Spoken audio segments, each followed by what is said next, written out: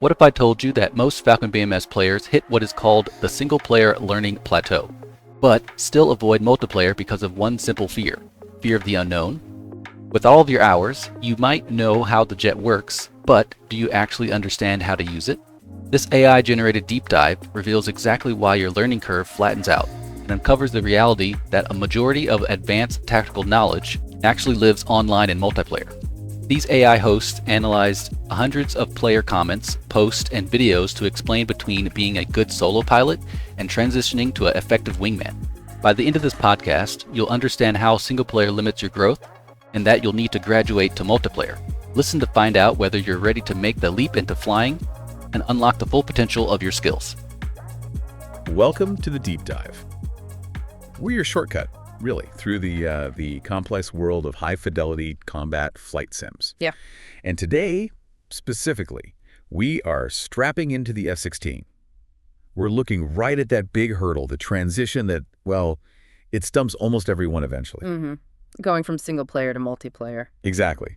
Leaving that, let's say, relative safety of flying solo against the AI and stepping into the intense collaborative world of flying with real people. And you, the person listening, you've probably put in the hours, right? You've learned the mechanics. You can probably cold start the jet, maybe do air refueling, the basic switchology. Do you feel competent? Yeah, competent. But then you hit that wall, that single player plateau. It's inevitable. You know how the jet works, fundamentally. Right. But you don't necessarily know the job, the actual role of being an effective pilot in a dynamic fight. And the challenge, it stops being just about systems knowledge. It becomes about real-time tactics and, crucially, coordination. That's the key word, coordination. Moving into MP, multiplayer, it means leaving that comfort zone, you know, where you study on your own time. And you enter team flight, which, let's be honest, is where probably 90% of the real advanced knowledge actually lives. It really is. That's where the experience is. So our mission today really is to give you a clear roadmap and maybe some psychological prep work for crossing that threshold, because it is intimidating. We want to help you move from being a good solo pilot to becoming, well, an indispensable wingman. Because the manuals, they teach you how the jet works, right? Yeah. The buttons, the switches. Sure. But the community, the people you fly with, they teach you how to fight. Okay, let's unpack this then. What do you absolutely need to know? What do you need to practice? What do you need to prepare before you, take that leap and fly with a team? So almost every pilot who gets serious about a sim, like Falcon BMS, they reach this point, this wall. And at first, learning solo feels great. Huge rewards. You figure out the radar, you learn the weapons, you feel that rush, like, I can do this. Totally. You've taught yourself the stick and rudder stuff, maybe memorized checklists, maybe you've mastered dropping a JDAM on a static target in a training mission. But then the learning curve just flattens out, doesn't it? It does. And you wonder why. Well, it's because the advanced skills, the things you need for actual air combat, like reacting to sudden threats, making decisions when everything's happening at once, that high cognitive load. Yeah. And coordinating tactics with other humans. You just cannot learn that effectively fighting the AI. The AI is predictable. Exactly. It doesn't show, emergent behavior. It doesn't panic. It doesn't improvise.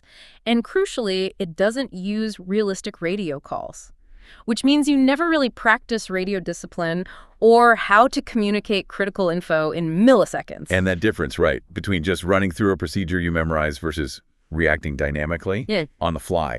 That's where the fear starts creeping in for a lot of people. It really is. One of our sources mentioned cognitive training, just like real flying. Simulation demands that. Intense mental agility. So you don't get completely overwhelmed the second another human player does something unexpected or a pop-up SAM site appears. Managing that cognitive load. Yeah. That seems absolutely central. It is. And honestly, in this community, the sheer complexity of the sim, it acts as a filter. A pretty harsh one sometimes. How so? It filters out people who aren't willing to put in the, frankly, enormous effort required. The fidelity is just so high. I mean, down to tiny details like asymmetrical drag when you drop a bomb or the nuances of different radar modes. You simply cannot fake your way through it. People will know. But the intimidation factor, it goes beyond just the technical stuff, doesn't it? It's psychological, too. Oh, deeply. It's the unknown. What do these online groups expect? There's this huge fear of jumping in, flying with experienced guys, messing up spectacularly, and, Embarrassing yourself with your lack of knowledge. Exactly that phrase. There's this perceived, sometimes it's real, sometimes it's just perceived, implied expectation of knowledge from the veteran players. And that can keep really good single-player pilots completely grounded. They feel like they have to know everything before they even dare to join a flight, which is, well, it's paralyzing. That makes sense. It's a catch-22. You need to fly with others to learn, Mm-hmm. but you feel you need to know everything before you fly with others. And sometimes the sim's own documentation or like the initial training flow can reinforce that feeling. Think about it.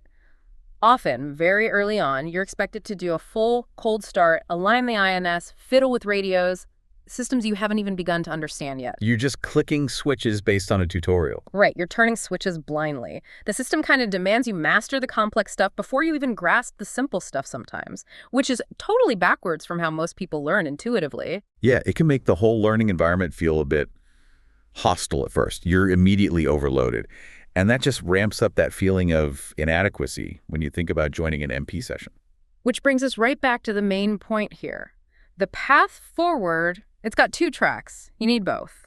Multiplayer is the only way to really grow tactically, to get that advanced skill, to pick up that community wisdom, that tribal knowledge we talk about. Stuff not in the manuals. Exactly. But, and this is a big but, it does not replace the absolute need for self-learning, doing your homework. You cannot expect your flight lead mid-mission to teach you how to change radar modes or figure out why your TGP isn't working. That prerequisite knowledge, it's just non-negotiable. You have to bring something to the table. You really do. Okay, so let's dive into what that self-preparation actually looks like. What's the nitty-gritty? The number one piece of advice, you hear it everywhere from the veterans, it's pretty firm. Learn as much as you can on your own. Absolutely. There's this strong feeling, and it's generally true, that once you really know your aircraft, know the systems, everything else will fall into place, or at least it becomes much, much easier. So understanding the systems, that's like the bedrock. It's huge. Someone estimated it's about 70% of the battle when you actually get into a combat situation online. Think about it. If you're fumbling for the TILS button on final approach, or staring blankly at your RWR, wondering what that symbol means. You're distracted. Your head's not in the game. Precisely. You're already way behind the curve. Your focus isn't on the fight. It's on just operating the machine. And that's not good enough in MP. Now, the required reading. People always mention the manuals, specifically the -34. That sounds intimidating. It is intimidating, let's be honest. The -34, the Aircraft Systems Manual, it's basically mandatory study. Right. But yeah, we have to acknowledge it's a highly detailed and technical document. It covers every little change, every nuance of that specific F-16 block. And they're not always easy reads, are they? Not at all. One of the frustrations you hear is that sometimes the manuals are overly detailed on one thing and then maybe frustratingly vague on another, or worse, they'll reference like 3 other documents just to explain one function. It can make learning feel really disjointed, not very intuitive for some people. Hold on. The -34, isn't that literally hundreds, maybe even thousands of pages long, depending on the version? Isn't there a danger that trying to read all of that before flying just paralyzes you? You never actually get in the cockpit. That is a fantastic point. And yes, it absolutely paralyzes you if you try to absorb it all at once, like drinking from a fire hose. Right. That's why the advice is always about a targeted learning strategy. Take it one thing at a time. Don't aim for like total systems mastery overnight. Aim for mission proficiency. Focus on specific areas you need for a particular task. Okay, break that down. Give us a practical approach. Let's say I'm comfortable flying the jet, basic navigation, landings. Yeah. Where do I start with weapons, for example? Start simple, really simple. Use the built-in training missions. Master something like laser-guided bombs, LGBs first. Understand how to designate the target, the timing, the release cues, the constraints. Get good at it. So focus on one weapon system. Exactly. Once you feel really proficient with LGBs, you can hit your targets reliably. Then maybe move on to something else, like Mavericks. Get good with those. Then maybe tackle the more complex stuff, like HARMS, the anti-radiation missiles for SEED missions. SEED being suppression of enemy air defenses. Right. The key is dedication to one thing for a while. Only use that weapon type in your practice missions until you feel you've really got it down. And use the resources. The ideal flow people recommend is read the specific manu section, then watch a good video tutorial. Aviation Plus gets mentioned a lot. Okay. And then go practice it. Do the task yourself. Yeah. Triggeredly in the sim. Read, watch, do. That makes the cognitive load seem much more manageable. You're focusing your brain on just one new system, maybe per week or something. Exactly. But team coordination, it needs more than just knowing how to drop a bomb, right? It requires these complex systems that you really need to understand solo before you try to use them in a team. Right. Which brings us to the famous data transfer cartridge, the DTC. The DTC. Yes. Paramount. Absolutely critical for multiplayer. Think of the DTC as like the F-16's brain and its memory stick all rolled into one. Okay. In the real jet, pilots use it to customize the avionics, the displays, the weapons profiles, specifically for them and for the mission they're about to fly. All that data is planned on a ground computer, then loaded via the DTC. In BMS, it's the same principle. If you jump into a multiplayer server without loading your DTC, you're essentially flying a generic, unconfigured jet, which is not helpful. How does it specifically help in a team flight then? What does it configure? Well, it configures the cockpit to your needs, but more importantly, to the agreed-upon needs of the team. For example, you use the DTC to set up your electronic warfare system, the EWS. You load custom chaff and flare programs based on the threats you expect to face on that mission. Right, so you're not messing with that in the air. Exactly. You also preset your multifunction displays, your MFDs. Maybe the flight lead always wants the radar on the left MFD and the moving map, the HSD, on the right. The DTC locks all those preferences in instantly at startup. And the really big one, I gather, is navigation, especially for complex attacks. Absolutely critical. It manages nav offsets. These are custom navigation points, steer points basically, that are vital for advanced attack profiles. Things that aren't just a simple fly straight in attack. Like what kind of profiles? Well, take a high altitude dive bombing profile, a HADB, or a TOSS delivery. These involve specific maneuvers like pop-ups or S-turns to manage your energy, your timing, avoid defenses. The nav offsets loaded via the DTC give you a pre-planned sequence of steering points. They tell you, or the autopilot, exactly when to start the pull-up, when to turn, when to roll in for the final attack. This helps ensure the whole package, all the jets, hit the target area almost simultaneously, what we call time on target, or TOT. Okay, so the DTC is the cartridge, the physical thing you plug in. Yeah. What's the software that actually creates all that complex mission data? That would be the Weapon Delivery Planner, or WDP. This is a crucial piece of external software. Pretty much the entire Serious BMS community uses it. It handles all the really complex calculations that, frankly, a pilot just cannot do accurately in their head while flying. Like what sort of calculations? Things like takeoff performance based on your exact weight with fuel and weapons. Specific fuel requirements for every leg of the flight plan, accounting for wind, and of course generating the precise flight path data, the nav offsets for those complex attack profiles we just talked about. It then generates the data card, often a printable sheet for every single pilot in the mission package. Wow, that sounds incredibly detailed, almost laborious.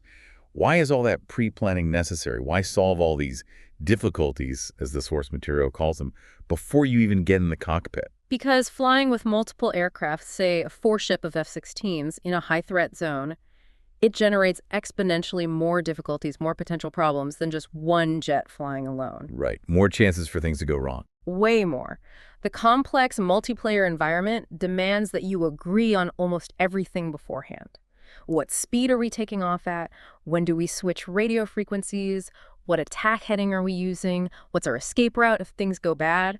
WDP takes that massive, in-flight cognitive burden trying to figure all that out under pressure and shifts it almost entirely to the pre-mission planning phase. Ah, I see. So when you're actually in the cockpit strapped in, hopefully you're spending 100% of your mental energy on executing the plan, managing threats, and communicating effectively, not trying to calculate if you have enough fuel to reach the tanker. That shift in cognitive load, that really is the core insight, isn't it? Moving the thinking forward. Okay, let's talk about communication then. Planning is useless if you can't talk clearly under pressure. Absolutely. And for that, in BMS, we rely heavily on IVC internal voice communications. It's basically a customized version of TeamSpeak 3 using their SDK, and it integrates directly with the simulator's own radio systems, the UHF and VHF radios in the cockpit. And this is critical for realism because it enforces actual radio discipline. Okay, and this is where Again, we had a potential technical barrier for newcomers. I keep hearing about needing specific ports open, like UDP 2934, 2936. Yeah. What are those, and why is that setup mandatory for IVC to work? Yeah, that's often a stumbling block. Those are network ports. Think of them like specific doors on your internet connection. For BMS multiplayer, you generally need UDP ports 2934 and 2395 forwarded through your router for the main game connection itself. Okay. And then you also need UDP ports 2936 and 2937 forwarded specifically for the IVC voice traffic. Why mandatory? Well, if those ports aren't open and correctly forwarded, your computer simply can't establish the connection with the host server for voice comms. The data gets blocked. And firewalls. Anti-virus. Yeah, that's the other common culprit. Often people need to create specific exceptions or sometimes even temporarily disable their antivirus software or the Windows firewall because those programs can sometimes mistakenly see the IVC connection attempts as suspicious and block them. So yeah, getting the technical setup right is a hurdle you have to clear. Okay, so assuming you get IVC working, you then have to actually use the radios like real pilots do. Absolutely. The system enforces it. In the 2D setup screen, you use the function keys. F1 usually controls the UHF radio, which is often your main package frequency. F2 controls the VHF radio, typically used for communication within your own flight element. And F3 keys the GRD frequency for emergencies. And in the 3D cockpit. In the 3D cockpit, you use the actual radio switches on the panels, which is even more immersive. But the critical realism part is the block. What's the blog? If two pilots transmit on the same frequency at the exact same time, neither message gets through clearly. Instead, everyone just hears this horrible, loud, garbled noise, a block. So it forces you not to talk over each other. Yeah, exactly. It forces discipline. You have to be concise. You have to use standard brevity codes. You wait for a pause before you transmit. You make your call. You wait for acknowledgement if needed. Then the next person goes. It mimics real-world aviation communication discipline, where stepping on someone else's transmission could have, well, life or death consequences. Wow, okay. So technical compliance with ports and firewalls, plus mastering the actual systems like DTC and WDP, that's the absolute entry fee for serious multiplayer. That's a good way to put it, the entry fee. All right, so even with all that technical prep, the self-study, knowing the systems, the community, the experienced players, they consistently say that learning with someone else is still the best way to learn. Why is that? If you've done all your homework, why does peer learning accelerate things so much? Because those online MP sessions, flying with others, that's where, as one source put it, the amount of knowledge you can siphon there is insane. Siphon knowledge. I like that. Yeah. This is where you get the stuff that's not in the manuals. The tribal knowledge, right? The practical wisdom passed down through experience. The manuals teach you what an MFD button does or how to change radar modes. Right. But experienced pilots, they teach you when it's smart to switch from air-to-air mode to air-to-ground during a pop-up attack based on the threats showing up on your RWR. They teach you why you might only use a certain defensive countermeasure program when a missile gets inside, say, 15 miles. That context, those nuances, they aren't written down anywhere official. It's learned by doing and by watching and listening to others. Okay, that makes sense. But finding that kind of direct mentorship, that one-on-one instruction, people say it's notoriously difficult to find. Why is that, especially if it's so valuable? Well, it really boils down to the economics of teaching time, doesn't it? We're talking about a hobby here. This is people's precious spare time. And teaching someone properly, especially in something this complex, it takes a lot of time and effort for the teacher. And that teacher's primary motivation is usually just to fly the mission themselves, to enjoy their hobby, while the student gets a huge benefit, a massive learning boost. The reward for the teacher, beyond maybe some satisfaction, isn't always commensurate with the time they have to invest. Time is the most valuable commodity in this hobby. And there's another layer to that difficulty, isn't there? It's not just the time commitment for the teacher, but also the student's readiness level. Exactly. This is critical. A teacher's frustration level goes way up when they realize the student they're trying to help. Well, their background knowledge just isn't at the same level as the material being taught. So they're trying to teach advanced tactics, Yeah. but the student is still struggling with basic systems. Precisely. You can't effectively teach, say, advanced tactical formation maneuvering or BVR intercept geometry if the student still doesn't remember how to lock a target on the radar consistently or forgets which button cycles weapons. The teaching session quickly devolves into a remedial lesson on basic switchology. which wastes everyone's limited time and is frustrating for both sides. Totally. And that just reinforces why that self-study piece we talked about is so absolutely critical. It maximizes the value and efficiency of any instruction time you do manage to get. You come prepared. Okay, so let's say you are prepared, you've done your homework, and you're lucky enough to get into a flight with a team. The immediate benefit seems to be you stop, just like flying a mission plan, and you start executing a job within a team. What are the absolute non-negotiable expectations for a wingman in that scenario? The wingman's primary role, fundamentally, is protection and providing tactical support and awareness for the lead. And the single most important rule, the absolute simplest one, is stay with your lead. Just stay in formation. Well, stay connected, visually if possible. If not visually, then via sensors like the radar or targeting pod, or, worst case, using the TACAN navigation system to maintain relative position. The point is, if the flight lead has to constantly stop thinking about the fight, stop managing the mission, just to look around and figure out where their wingman wandered off to, the whole flight element has basically failed at that point. Okay. You have to be a cohesive unit. You're a single tactical element, not two independent aircraft just happening to fly near each other. So beyond just staying physically close, what's the wingman's tactical job? How do they actually help offload that cognitive burden from the lead pilot? The wingman must anticipate the lead's needs. You can't just wait passively for instructions. Take fencing in, for example, that's performing the final checks and system setups just before entering the hostile threat environment. Right. Cockpit setup, master arm on. Exactly. While the lead is probably focused forward, maybe finalizing the attack timing, ensuring the whole package is on schedule, the wingman's job is often to sanitize the tactical area, particularly keeping eyes on the RWR, the radar warning receiver, looking for threats popping up outside the lead's main forward cone of attention, maybe off to the sides or behind. So the wingman is kind of like the eyes in the back of the lead's head. In a way, yes. And critically, they need to be able to independently sort targets based on the standards agreed upon in the pre-mission briefing. Okay, how does that sorting work in practice? What does that sound like on the radio? It has to be quick, clear, and disciplined.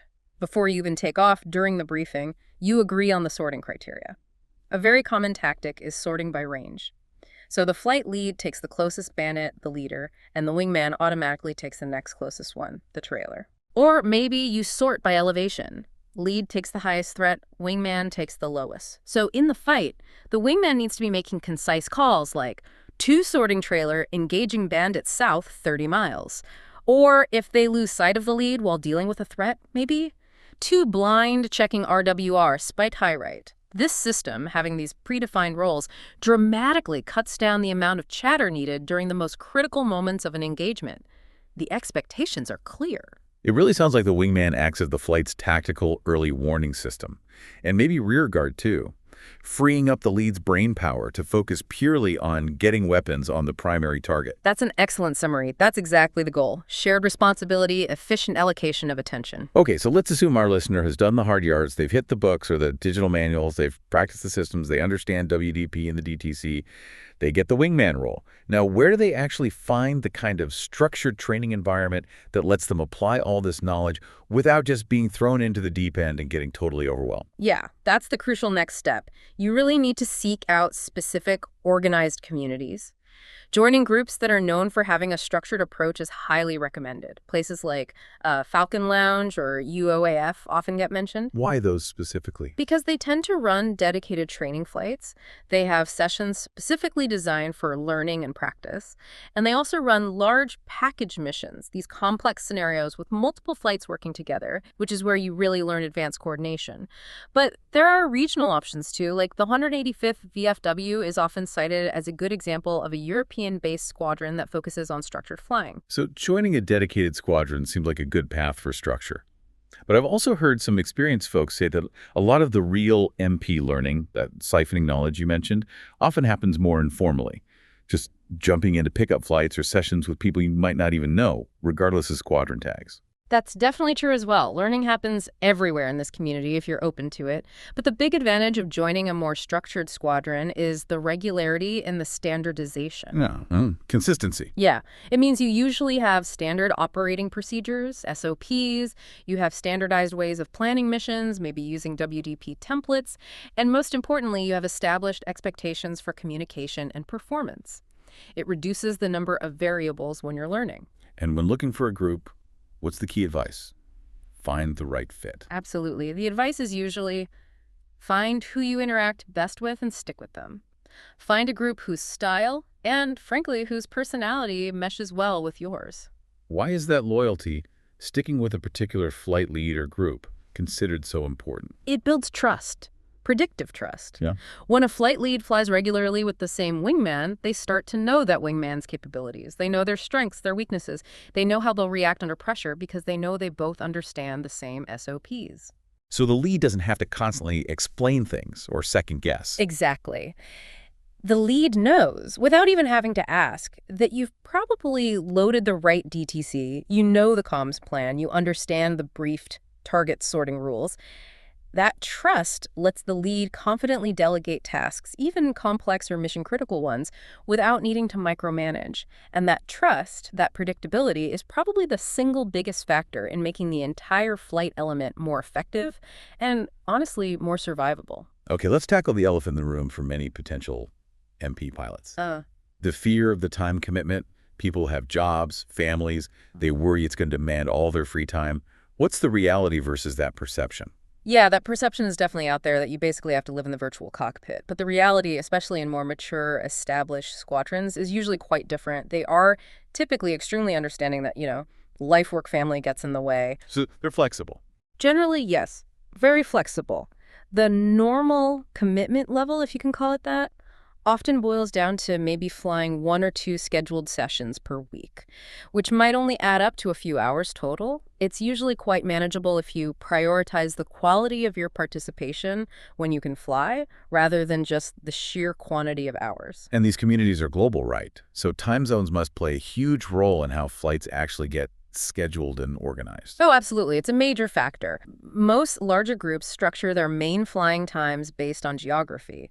You'll often see designated EU flight nights and separate US flight nights, for instance. Trying to coordinate a complex mission involving pilots from, say, Germany, the UK, and maybe the East Coast of the US, that requires some serious time management and scheduling. So the expectation isn't that you're on call 24/7. Not at all. The expectation is simply that when you do sign up for a scheduled flight, you show up prepared, you've done the mission planning study, you've got your systems ready. And that preparation loops right back to the technical basics again, doesn't it? Making sure your internet connection is stable. That baseline technical stability is almost like the minimum professional courtesy you offer to the team you're flying with. That's a great way to put it. It's about respecting everyone else's time, too. If you're constantly dropping connection or can't communicate, you're hindering the whole group. Okay, so this deep dive, I think it's really hammered home that making that jump, crossing the multiplayer threshold in a high-fidelity sim like BMS, it really demands this dual commitment, doesn't it? It really does. 2 sides of the same coin. First, there's the rigorous self-study. You absolutely have to put in the time with the manuals, especially that Dash 34. You have to master the jet systems, and you need to get proficient with those crucial planning tools, like WDP for mission planning and the DTC for getting that plan into the jet. That's non-negotiable groundwork. Yep. Groundwork is the right word. And second, you need to actively seek out that indispensable experience of actually flying with the team, because that's the only place you're going to acquire that practical, non-manual insight, that tribal knowledge, and learn the discipline required to be an effective wingman. And the core tension, the thing that ties all this together in simulation learning, it's managing that immense cognitive overhead. It's just You're juggling so much. You're managing complex aircraft systems, trying to maintain situational awareness in a 3D environment, navigating, communicating, and making potentially life or death tactical decisions, often simultaneously. The transition to multiplayer, maybe counterintuitively, isn't really about adding more difficulty in that sense. It's about forcing you to become way more efficient and proactive in offloading that cognitive work. Offloading. Yeah. How so? Explain that. Well, you offload the systems prep work by doing meticulous planning beforehand using WDP and loading it all via the DTC. That streamlines everything from fuel checks to the attack profile itself. You're not figuring that out on the fly. Okay, so planning offloads system management. Right. And then you offload part of the immediate tactical burden by relying on your wingman or your flight lead, depending on your role. You trust your wingman to cover your 6, to sanitize the area outside your immediate focus, to monitor the RWR, which frees up your mental bandwidth to focus intently on the complex execution part. like nailing the timing for that high-altitude dive bomb or precisely guiding a weapon onto the target. It's really about the highly efficient allocation of brain power across the team.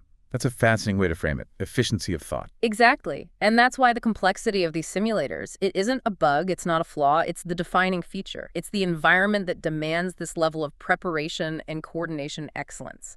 The true measure of mastery here isn't just being able to recite the Dash 34 manual from memory. Although that might help. It might.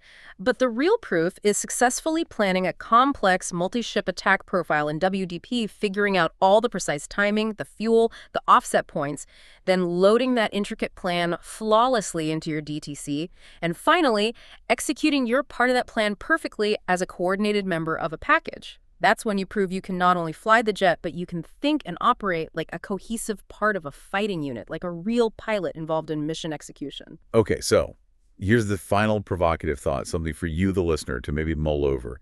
If you're currently deep in single-player campaigns, maybe feeling like you've hit that plateau, how many of your recent missions have you fully planned out using WDP? How many times have you actually generated and loaded a DTC this week? Good question. If the answer is maybe 0, then arguably your preparation for truly joining the multiplayer package mission hasn't really even begun yet.